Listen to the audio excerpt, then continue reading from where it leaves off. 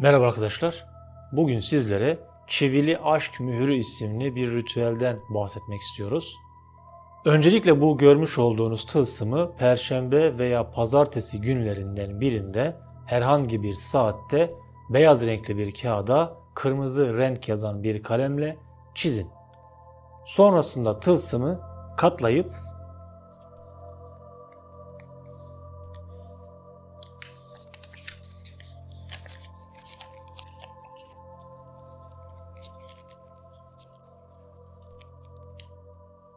bir folyo içerisine bırakın.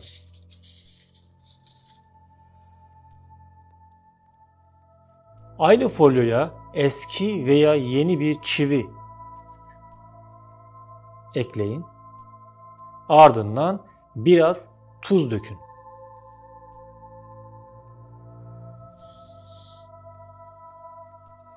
Ve folyoyu kapatın.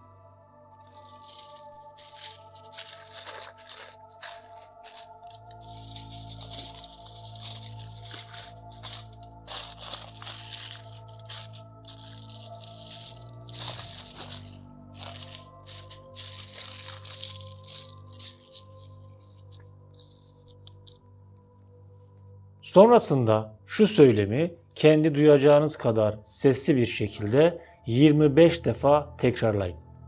Şöyle, bu tılsımın ruhaniyetini görevlendiriyorum.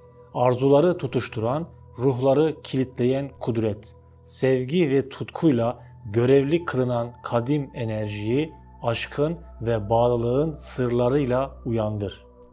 Şeklinde 25 defa tekrarladıktan sonra bunu karanlık bir yerde, dolapta saklayın. Ertesi gün folyo içerisinden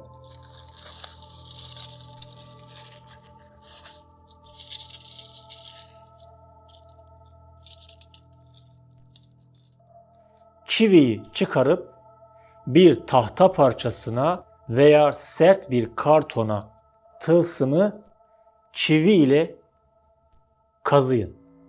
Eğer çivi ile tılsımı kazıyamıyorsanız kalemle tılsımı bir tahta veya sert bir kartona çizin.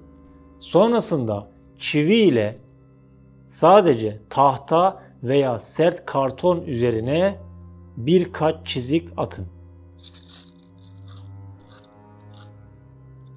Ardından o kişinin ismini ve anne ismini 9 defa tekrarlayın. Havva, oğlu, kızı falan şeklinde. Sonrasında bu tahta veya sert kartonu folyo içerisine çivi ile beraber bırakıp katlayın.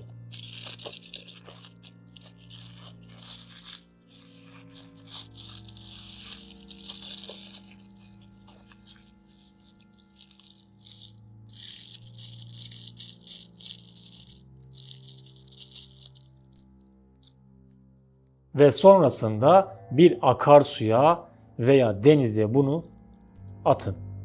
Bu şekilde ritüeli tamamlamış oldunuz. Bu uygulamadan sonra ritüelin döngüsü niyetinizin gerçekleşmesi için onu yönlendirip o kişinin kalbinin yalnızca size ait olduğunu ona hissettirmiş olacaksınız. Bu yöntem herkes tarafından uygulanabilen ve genel bir ön hazırlık yapılmasına gerek olmayan yöntemlerdendir. Biz bu uygulamada gerekli olan tüm şartları eksiksiz bir şekilde anlattık. Bu ritüel için belirttiğimiz şartlar dışında başkaca bir şey yapmanıza gerek yoktur. Bu uygulama bizden sizlere hediyedir. Bu ritüelin kıymetini bilin. Konuyla ilgili sorularınızı açıklama kısmında bulunan e-posta adresine gönderebilirsiniz. Teşekkürler.